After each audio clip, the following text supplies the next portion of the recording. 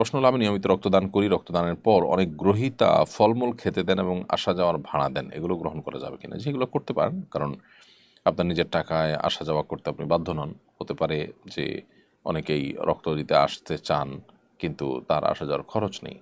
তো আরেকজনের জন্য যেহেতু আসবেন, সেই খরচটা তিনি দিয়ে দিলেন, এটাকে পারিশ্রমিক হিসাবে গণ্য করা যাবে না। সো আসা যাওয়ার খরচ কিংবা সামান্য একটু পানি জুস ইত্যাদি খাওয়ার প্রয়োজন হয় ওই সময়, এটা যদি ওই লেভেলে থাকে, অর্থাৎ পরিমাণটা যদি সেরকম থাকে যেটাকে পারিশ্রমিক হিসাবে ট্রিট করা যায় না, তাহলে ঠিক আছে।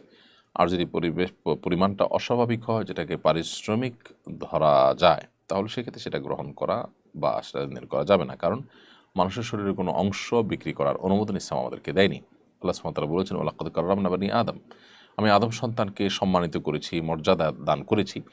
সো আদম সন্তানের কোনো কিছুর ক্রয় বিক্রয়, কোনো কিছুর বিনিময়ে আদান প্রদান করা, এটা মানব দেহের জন্য, মানব জীবনের জন্য, মানব জাতির জন্য অপমানের। সেজন্য এই জায়গা থেকে একজন মুসলমান সতর্ক থাকবেন এই সূত্রতে। রক্ত দেওয়া নেওয়া জায়েজ আছে, কিন্তু টাকার বিনিময়ে দেওয়া নেওয়া জায়েজ নয়।